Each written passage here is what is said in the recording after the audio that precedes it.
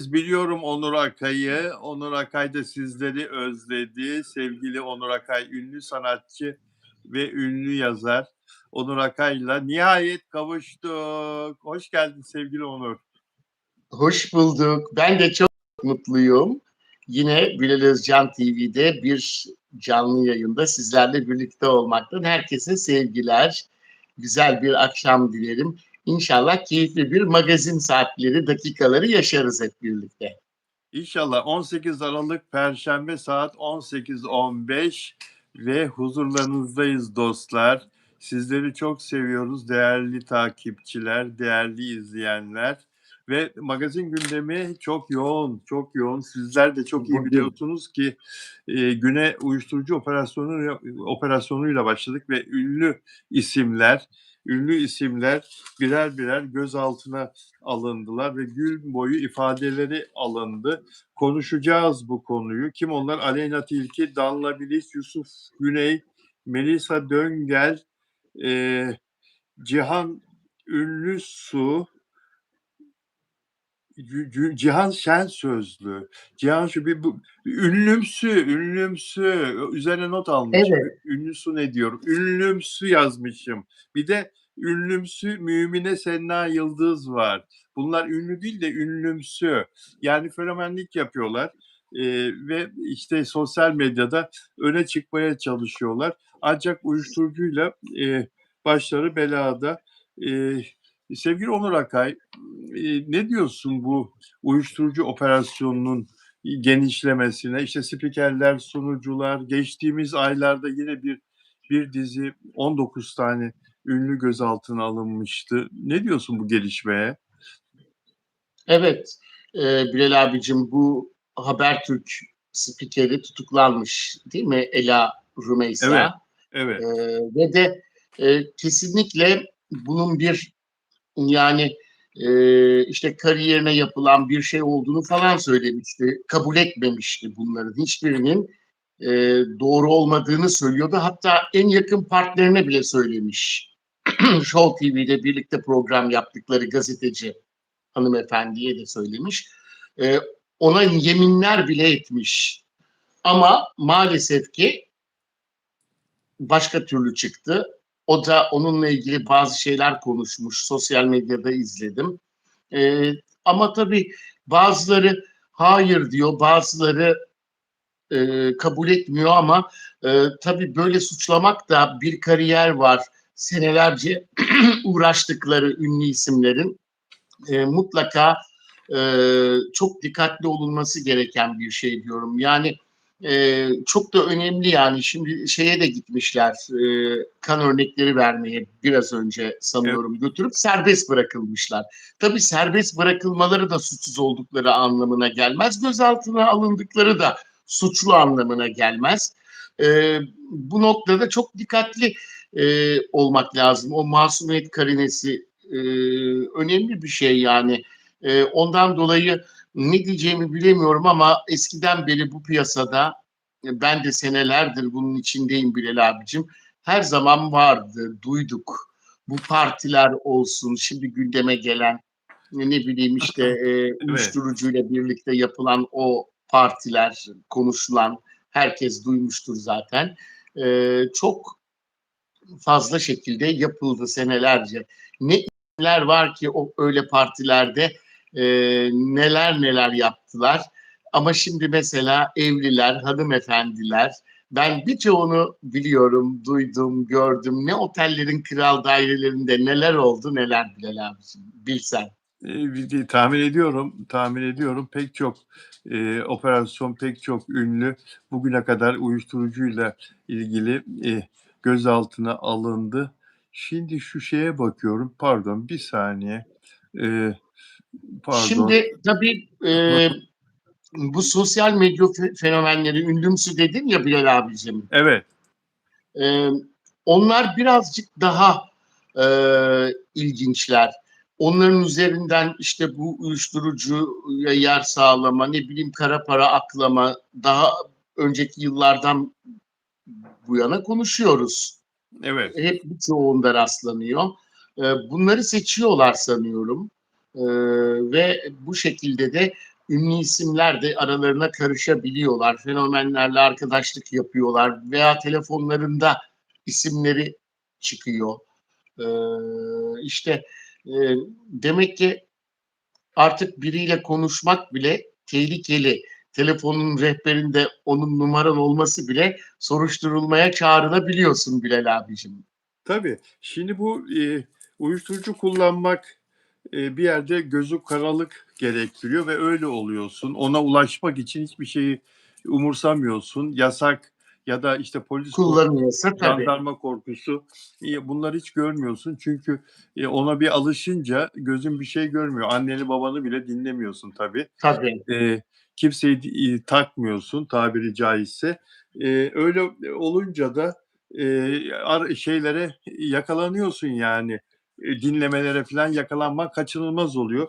Bu Sercan Yaşar isimli bir fenomen diyorlar da işte bir işletmeci falan bu kişi.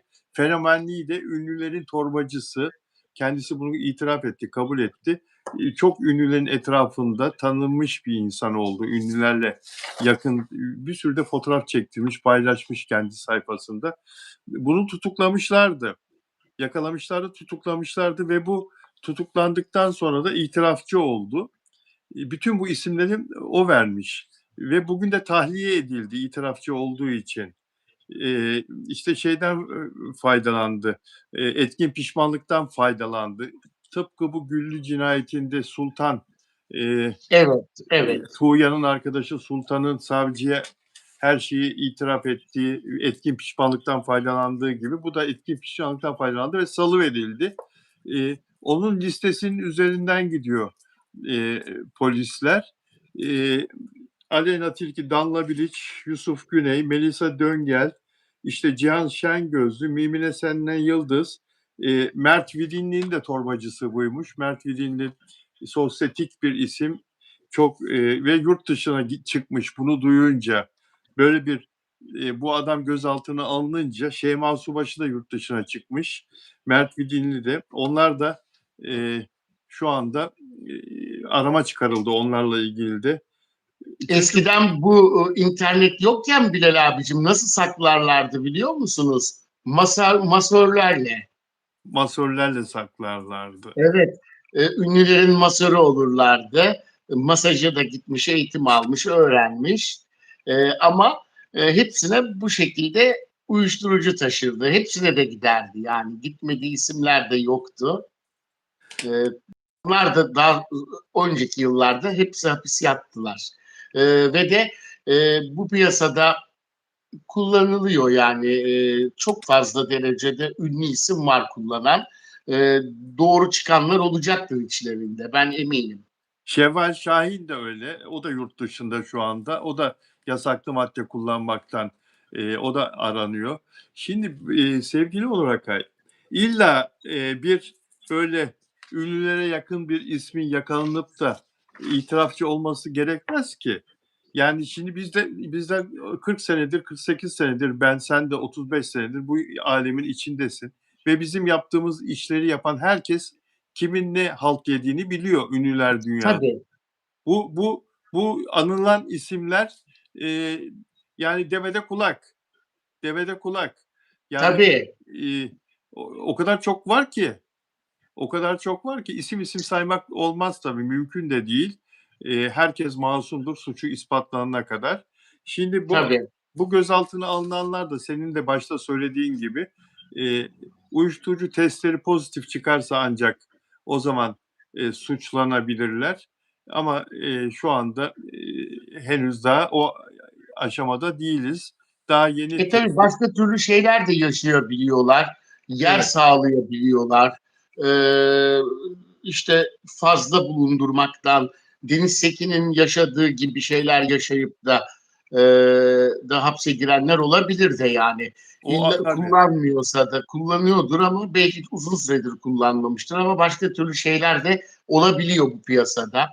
Maalesef ki belli bir daha yüksek paralar kazanma hırsından dolayı da bu işlere girenler de oluyor. Özellikle fenomenlerde oluyor. O söylediğin ağır suç tabii. Deniz Seki o yüzden 3 sene net yattı. 4 sene mi yattı? Yani Evet. yatarı, Dörde yakındı. evet, yatarı 6,5-7 seneydi de şey cezası e, 3,5-4 sene yattı. Yer temin etmek, Tabii. uyuşturucu temin etmek ve yer temin etmek. Şimdi mesela Rümeysa Cebeci o yüzden tutuklandı. Yani Ela saçında kokain, esrar, sentetik uyuşturucu bulundu ama e, onun tutuklanma sebebi uyuşturucu kullanması değil, e, imkan sağlaması, uyuşturucu kullanmasına başkalarının imkan sağlama. Bu ne? Hem uyuşturucu temin ediyor başkalarının içinde hem de yer gösteriyor. Tıpkı Mehmet Akif Ersoy'un tutuklanma sebebi gibi. Gibi. Aynı. Aynı. Zaten aynı yerde çalışıyorlardı. Ya. Yani Başka iddialar da var. Ne derece doğru bilmiyorum. İmam nikahlı evli olduğu falan söyleniyor. Ela Rümeysa Cebeci'nin değil mi? Evet.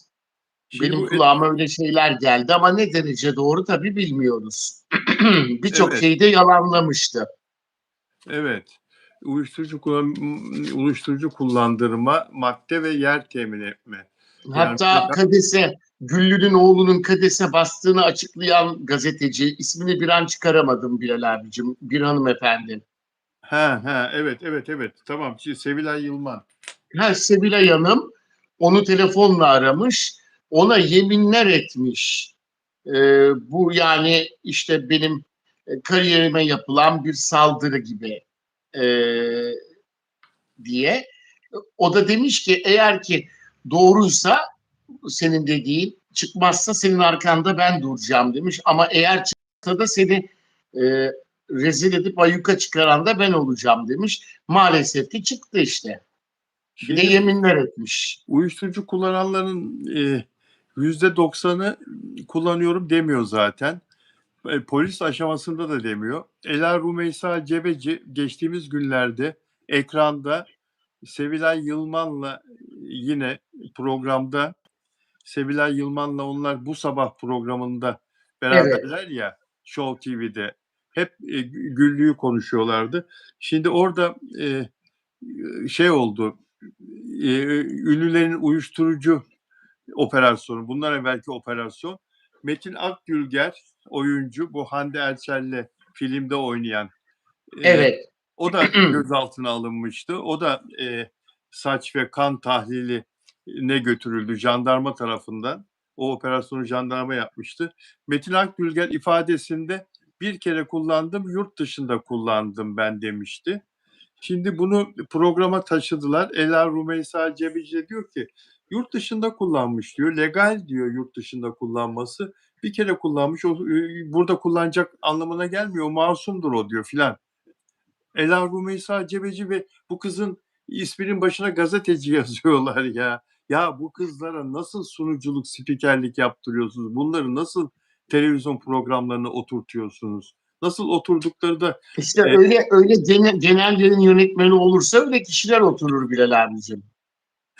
ve diyor ki Sevilay Yılmaz programda ağzı açık dinliyor kız. Sen ne diyorsun Ela diyor. Öyle şey olur mu iş diyor ya, legal olur mu diyor. Yurt dışında kullandı, bir kere kullandı. Ne diyorsun kızım sen diyor ya, uyuşturucu mu diyor. Ne diyorsun sen diyor filan.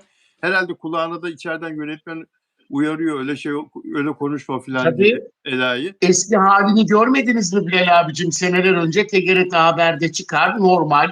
Hiç o estetiklerin hiçbiri yok. O kadar değişik ki normal karşıda yazılanı okuyan bir yorum bile yapmayan bir spiker. Diksiyon dersleri almış. Diksiyonunu beğenmiştim ben. Ondan sonra tabii yavaş yavaş o ekran yüzünü sağlayabilmek için estetiğe de doyamamış. Yani o kadar çok Dayanamamış. estetik yaptırmış ki ondan sonra da işte o haliyle e, o görünümden dolayı işte çıkarıyorlar. Oralara koyuyorlar. Maalesef işte yanlış. Gazeteci olarak koymayacaklar tabii. Yorum yapmasın. Sunucu olabilir belki. Yani böyle birisiyle ben de bir programda yayın yapmak mecburiyetine zorunda kalmıştım. Benim de yanıma böyle birisini oturtmuşlardı. Aynı da buna benziyordu şey olarak da, huy olarak da. Yani televizyonlarda o kadar çok böyle insanlar liyakatsız gelip koltuk sahibi, mikrofon sahibi oldular ki o kadar çok var Tabii ki, tabii. o kadar çok var ki maalesef bu işte yöneticilerden kaynaklanıyor. Gördük yöneticinin de nasıl bir adam olduğunu, Mehmet Akif Ersoy'un neler yaptığını. İşte Aynalı yatak odalı garsoniyerler ya. Aynalı yatak odalı. böyle kızları istedikleri için, böyle kadınları istedikleri için asıl gazeteciler, ustalar, bu işe yıllarına emek vermiş kişiler evde otururken onlar ekran başındadı yani Bilal Aynen abiciğim. öyle. Aynen maalesef. Maalesef.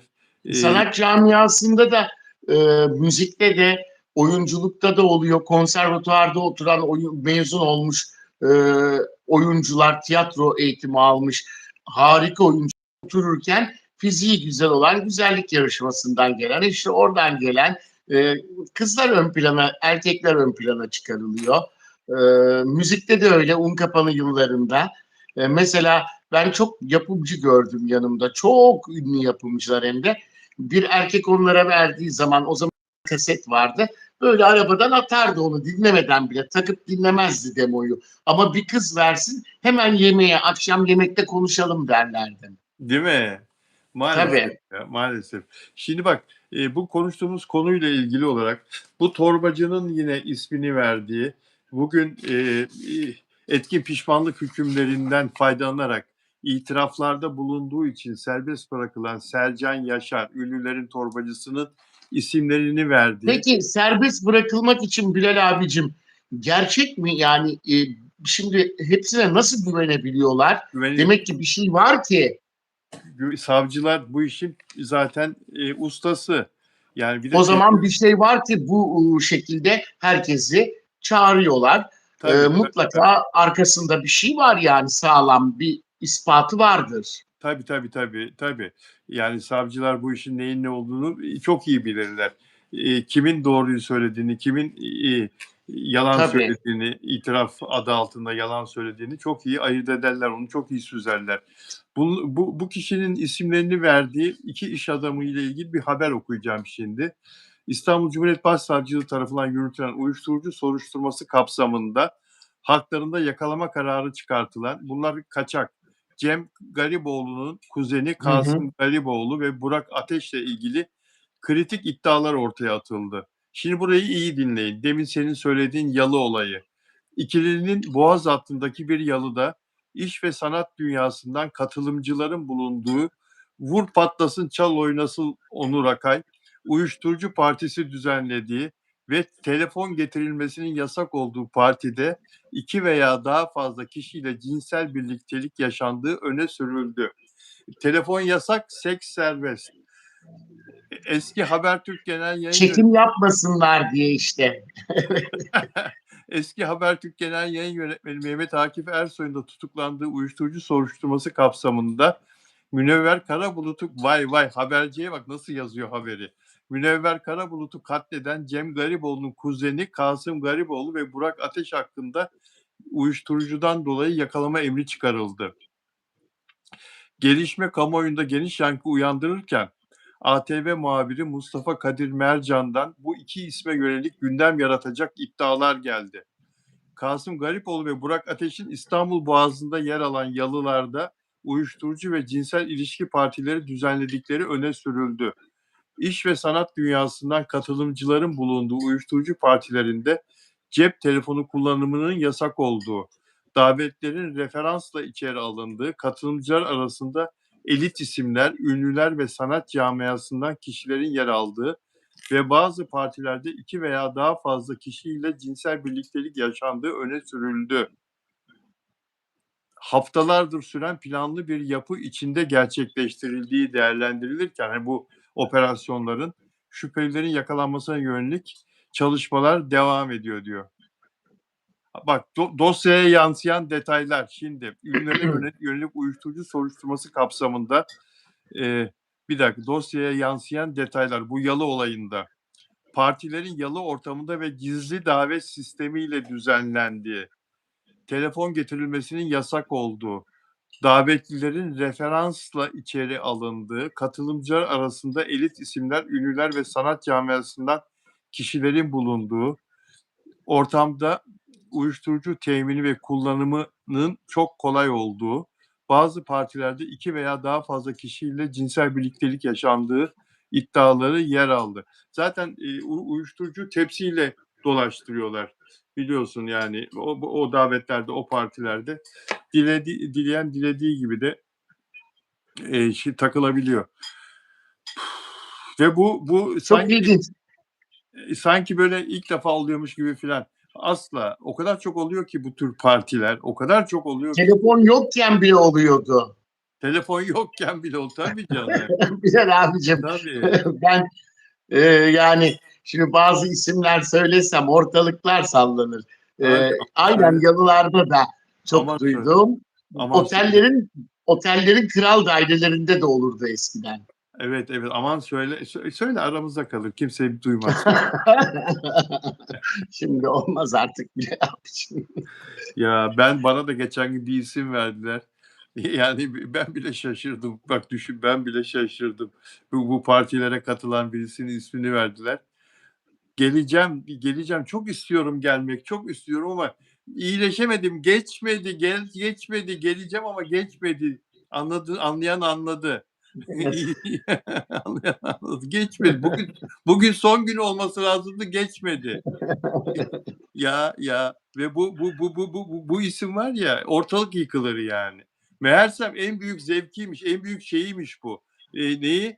Fantazisiymiş. O partilere gidip böyle birden fazla insanla filan o ortamlarda yani Evet, evet. Bilal abicim işte e, yani sosyetede çok kişi var. Sosyeteden, evet. ünlü sanat camiasından var. İşte hep bu ortamlar olmasa da e, başka ortamlar da var. Yani böyle parti olmayıp da uyuşturucu kullanan da var. Sahne öncesinde kullananlar olabiliyor. Tabii. Bazen oyuncular da kullanıyor setten önce. Oyuncular da ya Oynayamayanlar varmış kullanmadan. Alkol de öyle. Yani işte yasaklı maddeleri kullanarak sahneye çıkıp ve aynı zamanda da işte rol yapabilen işte bazı kişiler öyle alışıyor Bilal abicim maalesef. Onu kullanmadan oynayamıyor ya da söyleyemiyor. maalesef, maalesef sevgili Onur Akay'la Afra Saraçoğlu, Mert Ramazan Demir'i de konuşacağız arkadaşlar ama ben önce Onur Akay'a zaten kendi işi, kendi mesleği dolayısıyla en iyi yorumlayacak odur. Ben sözü tamamen ona bırakacağım. Konuyu hatırlatıp Tarkan'ın yeni parçasını Anılarla Yaşamak dinleyebildin mi? Nasıl buldun? Dinledim, klibini izledim Bilal abicim bugün. Çok beğendim. Bence yapay zeka ile birçok kişi yaptı son zamanlarda ama en güzel yapay zeka klibi olmuş. Hem sokak hayvanlarına dikkat çekmiş, hem ustasına, ustasını yeni nesillere hem şiiriyle söz yazarıydı, çok değerliydi. Şiirini besteleyerek hem de klibinde yer vererek Aysel onu yeniden anmış. Çok önemli buluyorum. Çok başarılı buluyorum. İşte gerek hayvanlarla olan düşünceleri olsun Tarkan'ın, Atatürk'le ilgili paylaşımları, her konudaki paylaşımları, verdiği mesajlar, bir megastarın yapması gereken her şeyi yapıyor bence. Çok güzel örnek oluyor herkese. E, yani e, çok beğendim ben. Besteleri biraz böyle e, daha da güzel olabilir. Bilmiyorum bestelerine müzik yönünden böyle birbirlerine hafif birbirine benzeyen besteler yapıyor. Şimdi bestekarın imzası vardır aslında bir imza ama o tavırla ilgili bir şeydir. Yani üslup ve tavırdan bu Tarkan'ın bestesi diyebilirsiniz. Bu Yıldırım Gürses'in bestesi diyebilirsiniz. Ama işte o tavır imzayı atarken melodilerin birbirine benzemesi konusunda biraz küçük eleştirilerim var. Onun dışında her şey çok güzel. her şey çok güzel. Yani girişi falan böyle biraz iddialı, biraz böyle arabesk Biraz böyle vurucu, yumuşak değil. Yumuşak Her değil. zaman Tarkan aslında popçu bile diyemeyiz Bilal abicim ya Tarkan'a. Tarkan'da altyapısı Türk sanat müziği çok Alaturka altyapısı olduğu için ritimler olsun, melodileri hep Alaturka. Onun şarkısını Türkçe. ben veya Bülent Ersoy okusun e, ya da Zeki Müren yaşasaydı o okusun. Hepiniz Türk sanat müziği şarkısı gibi dinlersiniz. Doğru söylüyorsun. Doğru söylüyorsun. Tarkan'ın bu hevesle çalışması çok güzel. Bu çok anlamlı. Yani Tabii, geride durmaması. Şimdi bir de e, genç rapçiler de çok başarılı, çok güzel işler yapıyorlar. Mesela hakim oldular. Şu anda popu falan ikinci sıraya indirdiler rapçiler. Ama Tarkan'ın yine de her zaman bir numarada olması, hepsinin üstünde Tarkan'ın isminin hala duruyor olması. Mesela Blok 3 diye bir çocuk çıktı biliyorsunuz işte herkes tanıyor. Son 3-4 senedir. Yani olmaz böyle bir şey. Olmaz böyle bir şey. Çok güzel şarkılar. Kusura bakma değil mi? O bir şarkısı var. Ya yani o kadar basit ki şarkı. Bir dinle mesela var. Bir dinle o kadar basit ki şarkı. Diyeceksin ki mesela Onur Akay ya Bilal abi bunda bir emek yok ki ama bu hani bunu herkes yapabilir ama çocuk öyle güzel yakalamış ki ruhunu hissediyorsun. Söylerken kalbini hissediyorsun o çocuğun. Blok 3 takmadı tabii. Esas ismi neydi? O çocuğun kalbini hissediyorsun. Bunu hissettirebiliyor sana. Yani e, böyle genç yetenekler falan varken Tarkan hala orada abi adam yani. tabii. Alttan İstisna. yüz Tarkan çok milyonlar. istisna. Çok bunlar 100 milyonlar izleniyorlar. Milyonlar değil, 10 milyonlar değil, 100 milyonlar dinleniyorlar. Yani Tarkan bu az şey değil mi Onur? Tabii tabii. Çok farklı bir sanatçı ruhuna, star ışığına sahip biri. Çok güzel, çok özel bir şekilde onun reklamı yapılsa dünyada da ismini duyurabilirdi güzel bir şarkıyla. İyi bir menajer, dünyayı pazarlayacak en iyi şirketlerle çalışması lazımdı. Evet, E, Tarkan ve Kıvanç Tatlıtuğ ikisi de dünya starı olabilirdi bence. evet. Yani Ama Tarkan bestekar olarak ben Kenan Doğulu'yu, Gökhan Tepe'yi içlerinde yani o tarzda, o janrda Gökhan Tepe'yi ve Kenan Doğulu'yu bestekar, besteci olarak daha başarılı buluyorum hepsinden. Kenan Doğulu'yu mu? Kenan Doğulu ve Gökhan Tepe Tarkan'dan, Mustafa Sandal'dan ve Serdar Ortaç'tan daha başarılı besteci. Serdar Ortaç da hepsinden daha iyi şair. Evet. Yani şimdi Tarkan'ın tabii dünya starı olmamasının sebebi birçok dünya starını bulup çıkaran Ahmet Ertegün isimli Türk'ün ben o günleri yaşadım. Hatta Tarkan'la New York'a gidecektim de son anda benim başka bir yere gitmem gerekti. Gidemedim. E, O zaman Star Televizyon'da paparazzi programını yaparken Ahmet Ertegün görüşmeye çağırmıştı Tarkan'ı. Tarkan'dan çok etkilendi tabii. Ahmet Ertegün o zaman Amerika'nın en büyük yapımcısı. Rolling Stones, Led Zeppelin, Eric Clapton, Aretha Franklin, Ray Charles bunların falan hepsinin yapımcısı. Bunların hepsini keşfeden bulan insan. Daha pek çok isim Ahmet Ertegün. Tarkan'a destek olacağına köstek oldu adam. Ne olduysa aralarında ne geçtiyse onu hiçbir zaman Tarkan da açıklamadı. Ahmet Ertegün vefat etti zaten. Ertegün kardeşler bir de Arif Mardin var kardeşi. Arif Mardin duymuşsunuzdur. Hepiniz Tabii. duymuşsunuzdur. O zaman yaşamadıysanız da gençler girin bakın arama motoruna. Kimdir Ahmet Ertegün, kimdir Arif Mardin? E, Biz bekliyorduk ki o zaman e, Ahmet Ertegün artık Tarkan'a, Arif Mardin iki kardeş kanatları altına alacaklar. Tarkan da Amerika'dan dünya starı olarak yayılacak dünyaya. O öpücük şarkısı falan çıktığı zamanlar oluyor. Tarkan en hit olduğu Evet. zamanlar. Türkiye'ye sığmadığı zamanlar. Fransa'da filan herkesin Tarkan dinlediği, o öpücük şarkısıyla dans ettiği filan. Atlantic Records, e, Atlantic Records firması, Atlantic plak şirketi dünyanın en büyük plak şirketiydi. Ama yapmadılar Tarkan'a. Yapmadılar. Yatırım yapmadılar. Tarkan Yapmadılar. Tarkan da hayal kırıklığıyla döndü o Amerika seyahatinden İstanbul'a, Türkiye'ye. Sonra da küstü yurt dışına. Bir denemesi oldu bir şeyler, bir yabancı Bir İngilizce okumuştu. Evet. olmadı. Ama Olmadı. olmadı tabii. Olmadı. Şimdi bazı menajerler, bazı yapımcıların da hem bayan ünlülerden hem erkek ünlülerden farklı istekleri de var Bilal abicim. Nasıl biraz önce yasaklı maddeyi, işte yalılarda, otellerde yapılan o partileri konuştuk. Maalesef ki ünlü isimlerden farklı bekledikleri şeyler de var. Çok doğru. Yani onları da istiyorlar. Eğer onu sağlarsa çok güçlü biri ona Çok destek doğru. oluyor. Uzun yıllardır bu piyasada çok var. O da işte etkiliyor bazı şeyleri. Her Çok şey doğru. açık açık söylenmiyor tabii Bilal abicim. Çok doğru. Çok doğru.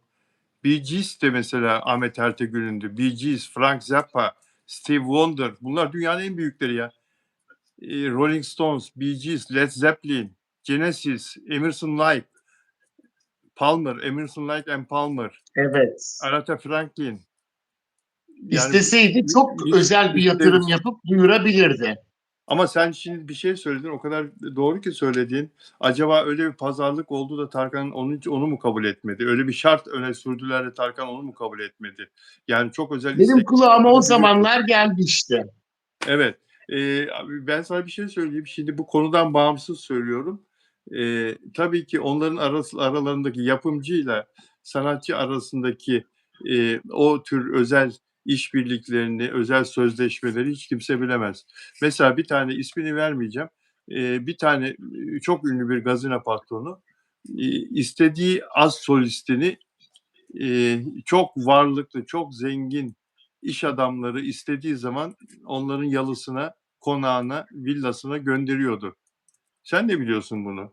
Tabii, Sen de tabii, biliyorsun. Yani bu çok ünlü bir gazino patronu, Türkiye'nin en ünlü tabii. gazino patronu.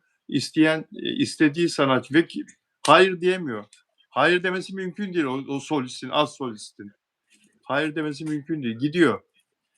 Ya, o dünyalar bambaşka. Yani herkes sahnedekini görür ama onun bir de perde arkası var. Tabii o renkli hayatı görüyorlar, o ışıltılı ışıkların altındaki şöhreti. Ama perde arkasında hep der ya ünlü isimler, herkes der. Çok şeyden ödün vererek oralara geldim derler. Bu Evet. hep doğrudur. Bu çok doğrudur hem de. Çok şeyden ödün vererek oralara geldin. Ya, Evet. bazısı da bunu kabul etmiyor. Bazısı da öyle istemiyorum diyor. Öyle şöhreti, öyle parayı istemiyorum diyor. Çok Tabii yetenekli olduğu halde kaybolup gidiyor.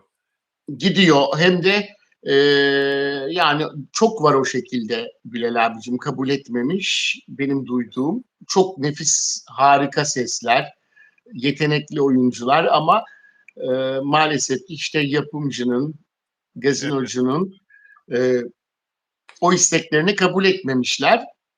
Hiçbir projede yer bulamamışlar.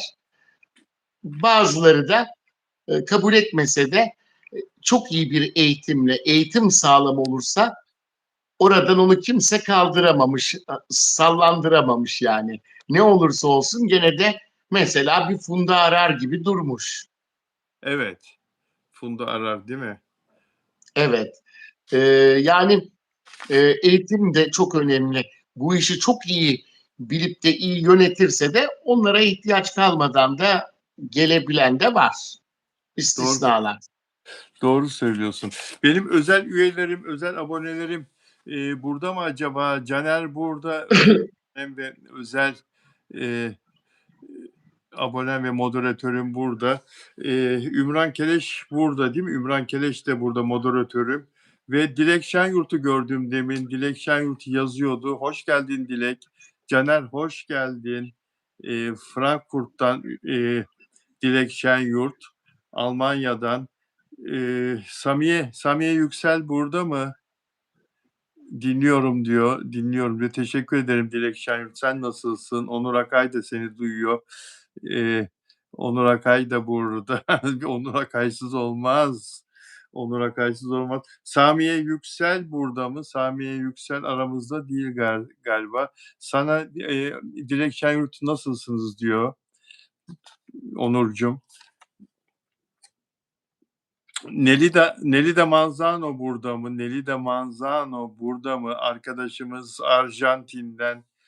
Nelly de Manzano artık Türkçe merhaba diye yazıyor geldiği zaman. Hola'yı bıraktı. Ama ben ona İspanyolca hola demek istiyorum. Ve Delfina Dimasio Şili'den. Delfina Dimasio burada mı? Ve sizleri gördük çok iyi olduk diyor Dilek Şenyurt. Teşekkürler sevgili Dilek. Dilerseniz sizler de özel abone, özel üye olabiliyorsunuz arkadaşlar. Bunun için yapmanız gereken açıklamalar kısmındaki bu konuda yazılanları okumanız yeterli. Okuyun ve ona göre yönlendirmeleri takip edin arkadaşlar.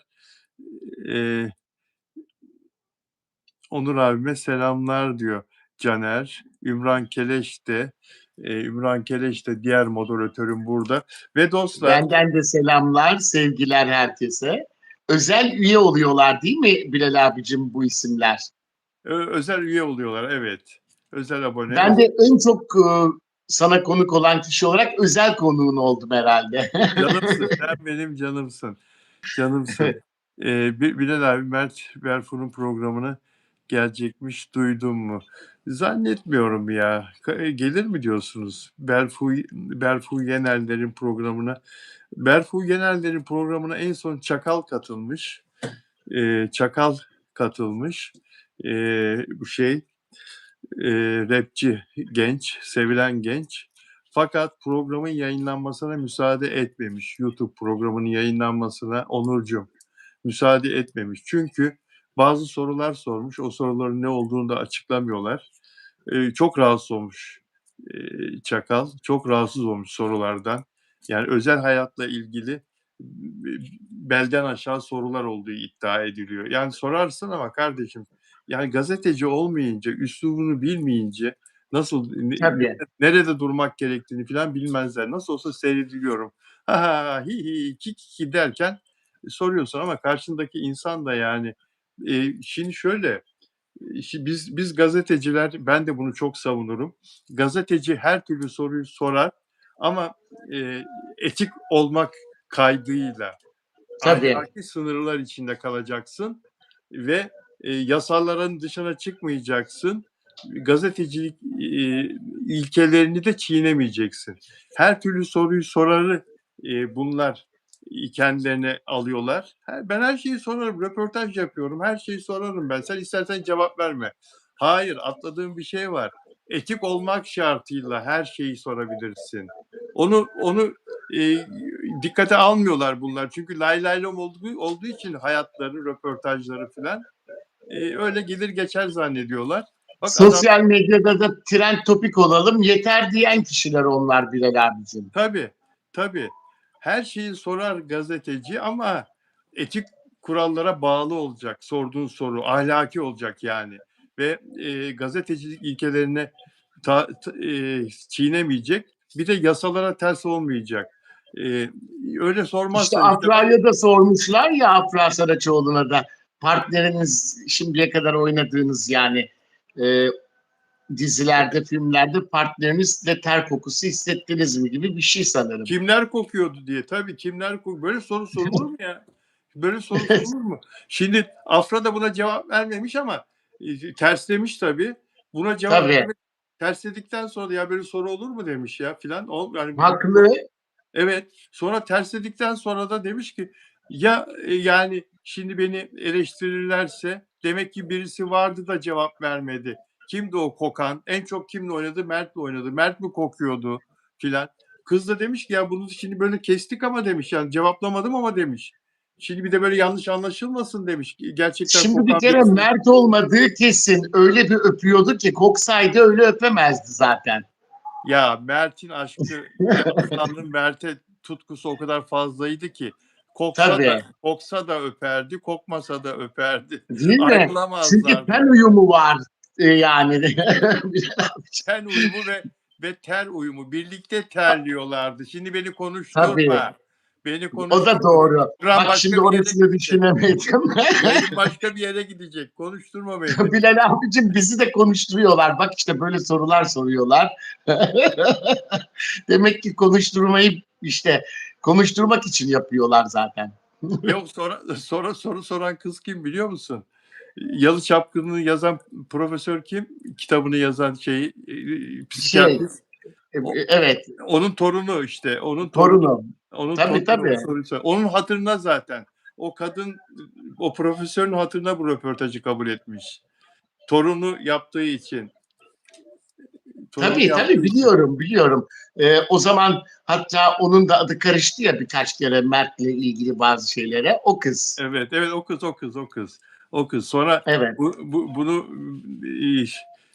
sen söyledin de hatta benim yayınımda bu kızı itham ettiklerinde Afra sana demiş ki o benim arkadaşım demiş. Onunla Mert Tabii birlikte tabii olmaz işte demiş. burada da gördüler arkadaş olduklarını. Onu kırmadı gitti yayınına yani. Evet, evet, evet, evet. Gördüğünüz gibi Onur Akay her söylediği doğru Sonra ben çıkıyor demiştim size hatırlar mısınız?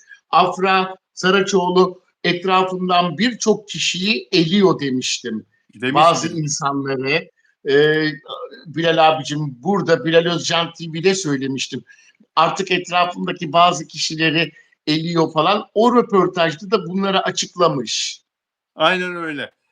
Çok çok güzel. Bir daha söylesene, pardon. Ben bir şey okuyordum. Ömer Mahmutlu yazdığın o kadar değerli ki kardeşim. Çok değerli yazdığın.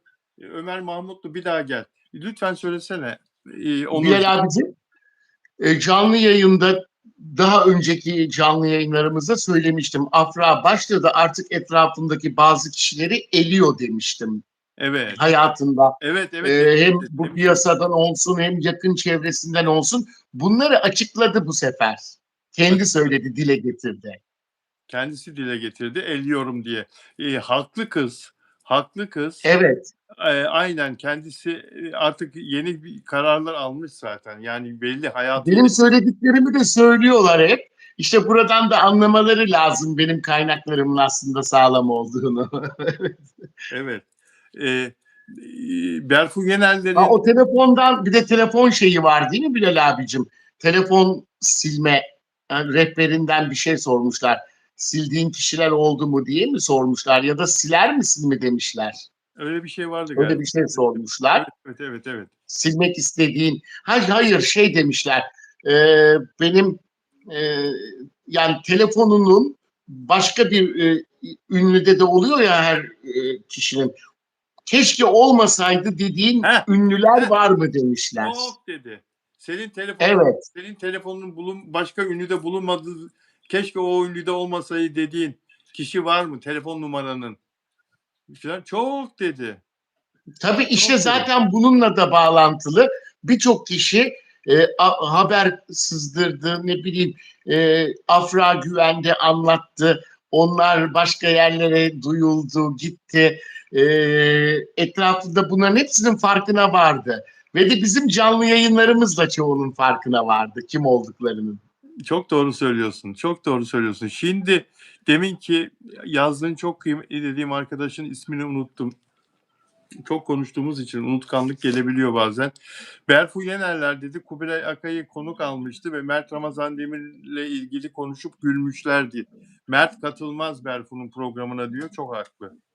Çok haklı. Kubilay Akay hani Mert Tabii Ramazan Demir biliyorum. bir gider yapmıştı ya güya hani doğum gününde filan ve Berfu'nun İşte Mert Yazıcıoğlu olayları zamanında. evet, Berfu da bunu makara konusu yapmıştı Kubilay Akay'ı programa konuk aldığında. Dolayısıyla Berfu Yenerler'in programına katılmaz diye yazdı arkadaşımız. Yorum yaptı. Çok değerli, çok güzel bir yorum. Teşekkür ederiz. Afra Evet. telefonunu 4 yıldır falan değiştirmedi Bilal abicim. Öyle mi? Evet yani Afra. Mert'le birinci Mert neydi soyadı Yazıcıoğlu sevgili olduğundan bu yana telefonu aynı. Ya ondan hani ayrıldığı dönemde de bu telefon vardı. Bu onun aynı zamanda çok tutumlu bir insan olduğunu gösterir biliyor musun? Yani genç kızlar onun gibi değil. Genç o erkekler de imkanı olanlar hemen değiştiriyorlar ya yeni model çıktığı zaman. Hemen Evet. değiştiriyorlar. Telefonunu değiştirmedi vallahi numarasını. Modellerini değiştirdi birkaç kere ama çok uzun süre kullanıyor. Ha, Uzun değil süre mi? kullanıyor. Ama Makinasını numarası değiş. hiç değişmedi. Onun için numarası vardır birçoğunda. İşte olmasaydı keşke dediği de onu rahatsız eden kişiler oldu. Hep onlardır. Onun söylediği. İsim vermeden söyledi. Var dedi tabii. Sık sık arayıp rahatsız ediyorlardır. Ünlü oldukları için kendilerinde o hakkı buluyorlar herhalde sohbet etmek için filan. Değil mi? Öyle hani Evet. şu diziyle ilgili bir şey konuşmak için seyredip de Afra şu şöyle olsa filan böyle ukalalık da yapan iki duble çekip de ukalalık da yapan oluyordur. Vardır öyle insanlar. Erkeklerden Tabii tabii. Çok çok erkeklerden de vardır. oluyor. Olmaz mı? Vardır. Erkek kız vardır. Yani Afra işini bilir. Afra işini bilir. Yani samimi bir kızdır. Onun içinde samimiyet algısı sömürüldü aslında çok. Sömürdüklerini zannediyorlar ama bak kızın ayakları daha kuvvetli basıyor şimdi yere. O da farkında her Tabii. şey. O da farkında her şeyin. Afra'ya ulaşmak şimdi herkes için çok daha zor. Her geçen sene daha da zorlaşıyor. Daha da akıl Tabii. başına geliyor. İnsan sarrafı oluyor gittikçe. Değil mi? Tabii. Yani Tabii ki işte ikiyüzlü davranışları gördü, evet. öğrendi. Bu yaşadığı aşklarda işte hepsini yavaş yavaş elediğini de söyledi. Ona göre dostlarını seçiyordur. Evet, özel abonem Dilek Şenyurt diyor ki evet Afra'yı örnek alsınlar. İstese her şeye sahip olabilir ama ekonomik olarak da diyor son derece seçimlerini güzel yapıyor diyor. Devir ekonomi devri olduğunu çok iyi biliyor. Bravo, helal olsun diyor Dilek Şenyurt Afra Saraçoğlu için. Şu Aldığım anda evet, bazı şeylere verdiğim fiyattan da dolayı çok da pişmanlık duyuyorum diyor. Daha sonra alışverişten sonra dedi bu röportajda Afra. evet her O şeyin her şey pahalı çok olduğunu söylüyor. her şey çok Doğru. evet. Bunu çok büyük starlarımız bile söylüyor. Senelerdir ne paralar kazandığını bildiğimiz. Ben telefonda konuşuyorum birçoğuyla. Onlar bile söylüyorlar. Her şey çok pahalı olduğunu söylüyorlar. Evet, Yani herkes bir şeye gitti yani Bilal abicim. Biri eski kostümünü bozdurup yeniden diktiriyor. Aynı kumaşı kullanıyor. Herkes bir ekonomide yani bir tutumlu şekilde davranıyor. Yani eskisi gibi değil kimse. eskisi gibi değil. Hiçbir şey eskisi gibi değil. Evet, maalesef arkadaşlar. Afra Saraçoğlu da zaten artık kirada da oturmamak için İstanbul'dan şimdi ev almayı düşünüyor. İstanbul'dan ev alsın. Doğru. İyi yapar. İyi yapar. O kiradan kurtulsun ya. Çok pahalı verdiği kiralar falan o Boğaz hattında. Çok pahalı. Ortak tanıdığımız bir emlakçı var da hem Evet. burada yerleri var hem orada. Ona İstanbul'da ev araması için bilgi verilmiş. Ben onu duydum. Ha, ne güzel. Alsın ya. Alsın. Evet, Alsın koysun kenara. Ve Afra Saraçoğlu'nun dizisi, Abi dizisinin teaser'ı bu akşam yayınlanacak bakalım. Son anda başına bir şey evet. geldi teaser'ın. Çünkü ben yani bu diziyle ilgili çok pozitif olamıyorum maalesef. Bugüne kadar Kenan İmirzalıoğlu siz izlediyse belki Bilal abicim gene kendini Afra'dan yaşlı bulduysa durdurabilir de. ya benim ağzımdan alıyorsun sözleri. Senin de yayın yapmak çok güzel. Kenan İmirzalıoğlu tabii ki yönetmenin ve yapımcının okey vermesi bir şey ifade etmez. Kenan İmirzalıoğlu'nun okey vermesi gerekir. Çünkü şu ana kadar olan bitenlerden hep bunu anladık. Şimdi bir de çok sevdiğim bir gazeteci arkadaşıma, sahici gazeteci arkadaşıma şöyle bir bilgi gitmiş. Kenan İmirzalıoğlu yapmadı o hani senaryo beğenmemezliği, yönetmenin yaptığı işleri beğenmemezliği, Kenan'ın işi değil o. Yapımcı yönetmeni değiştirmeye karar verdi falan gibi bir şey yazdırmışlar o arkadaşıma.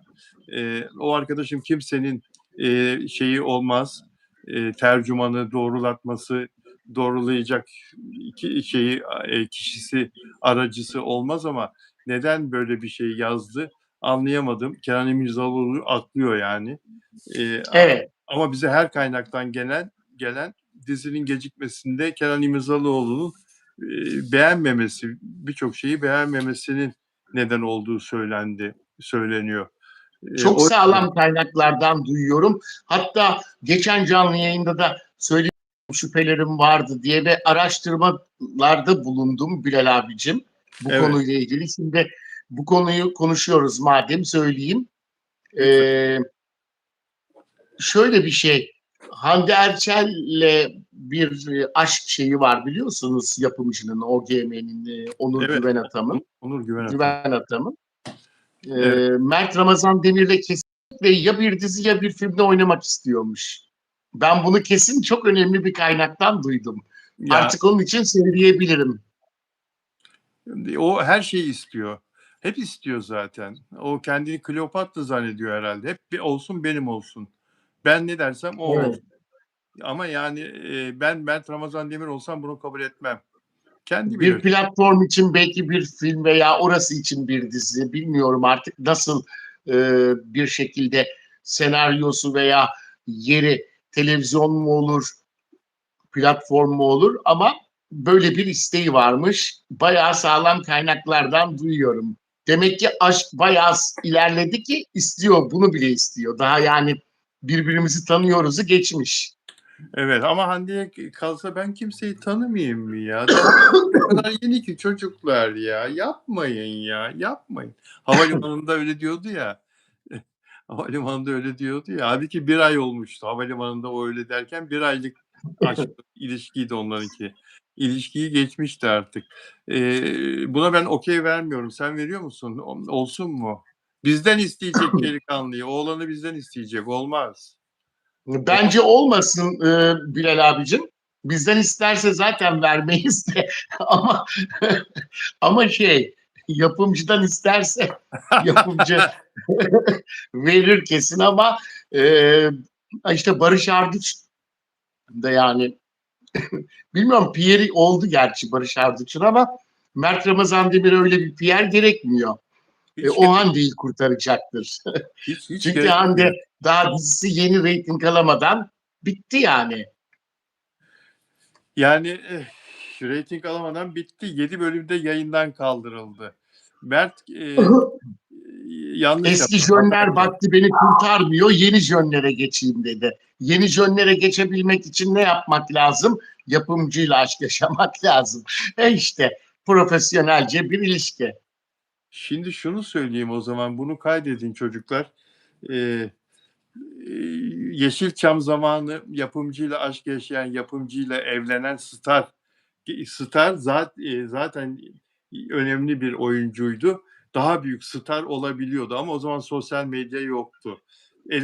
Olumsuz eleştiriler, göze çarpan yanlışlar, hatalar hiçbir zaman toplumun kulağına gitmiyordu. Hiç kimse o zaman e, yanlışları söyleyemiyordu yüksek sesle. Herkes herkesin gözü boyanmıştı. Gördüğünü insanlar sadece zannediyorlardı. Ama şimdi öyle değil. Şimdi sosyal medya var ve herkes eleştirmen. Her biriniz bir gazeteci gibi. Çünkü şu anda gazeteciler zaten işlerini yapmıyorlar, yapamıyorlar ya da yapanlar da yanlış yapıyor. Magazinci anlamında söylüyorum. E, Sizlerin fikirleri bazen o kadar çarpıcı oluyor ki, önemli oluyor ki. Şimdi o kadar çok eleştiriyle muhatap olacaklar ki olumlundan daha fazla olumsuz. Hande Erçel de ve Mert Ramazan Demir de. Bunu düşünmesi lazım Mert Ramazan Demir'in. Hande'nin canına minnet. Hande bir şey kaybetmez. Onur Tabii, Gültekin'in da canına minnet.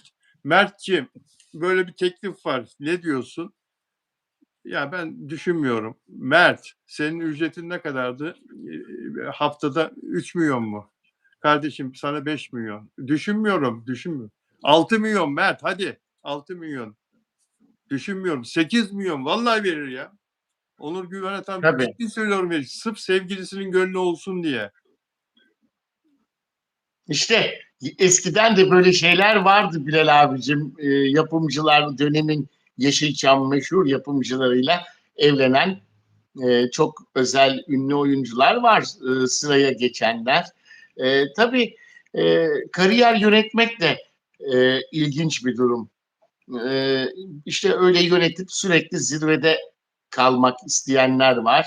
İşte biri Türkiye'deki e, en iyi yapımcıyla evlenirken yine kariyerine reytingli bir dizide, tutmuş bir dizide başlayan başka bir oyuncu da gidiyor Amerika'da rahiple evleniyor. İşte aradaki fark. Ne Kimdi ilginç şeyler. Rahiple evlenen kim? Lütfen söyle. Meltem Miraloğlu'nun e, rahiple evlendiği bilgisi geldi bana, Amerika'da yaşayan, çevresindeki olan Türklerden. Daha önce de ben Meltem Miraloğlu ile ilgili haberleri hep duyurmuştum, biliyorsun Bilal abi, senelerdir Türkiye magazinlerinde. Hep beni Yıllardır. yalanlar o. Yine yalanlamış. Öyle mi? Yalanlamış mı? Ne demiş? Ben evlenmedim. Zaten Hristiyan din de değiştirmedim. Ben zaten hiçbir dini kabul etmiyorum demiş. Bir tek Allah'a, Tanrı'ya inanırım, Allah'a inanırım. Ama hiçbir dini kabul etmiyorum zaten gibi bir yazı yazmış. Deist. Deist. Öyle demiş. Evet. Fakat yakın çevre bana bugüne kadar hep söyledi, her şeyi onlar söylemişti. Bundan önce yaşanan, sonra da kendi ağzından her şeyi itiraf etti. Vatandaşlık alabilmek için benim bugüne kadar magazinde anlattığım her şeyi söyledi Bilal abicim. Sosyal medyasından. Beni doğruladı yani. Yaşadığı her şeyi anlatarak. Önceden yalanladığı her şeyi. Niye yalanlıyor peki sence? Neden sonra hani ortaya çıkacağını bilmiyor mu? İşte bilmiyorum, çok çabuk bırakıyorlar onu ama. Çok geçimsiz, hep yalan söyleyen biri etrafına.